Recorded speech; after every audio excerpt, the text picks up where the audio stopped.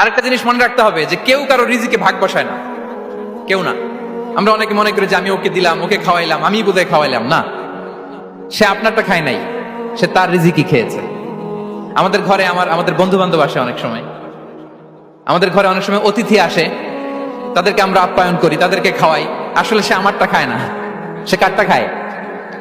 তার নিজেরটাই খায়।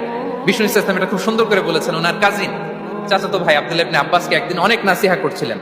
করতে করতে এক পর্যায়ে তিনি বললেন, ওয়ালাম, ইবনে আব্বাসকে বলছেন, ওয়ালাম আন্না মা আসাবাকা লাম ইয়াকুন লিইখতিআক ওয়া মা আখতাআকা লাম ইয়াকুন লিইউসিবাক।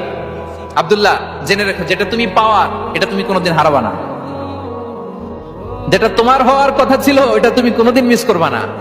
আর যেটা তুমি পাওয়ার কথা না, গোটা বিশ্বের সব শক্তিকে হাতের মুঠোয় আনলেও সেটার দেখা তুমি পাবে না, পাবে না। ওয়ালাম আন্নামা আসাবাকা লাম ইয়াকুন লিইখতিআক ওয়া মা আখতাআকা লাম ইয়াকুন লিইউসিবাক রুফিআতিল আকলাম ওয়া জাফফাতিস সুহুফ। আব্দুল্লাহ, রিজিক নিয়ে চিন্তিত হয়ো না, রিজিক নিয়ে পেরেশান হয়ো না। প্লে ইউর রোল, রিজিক ইজ ফিক্সড।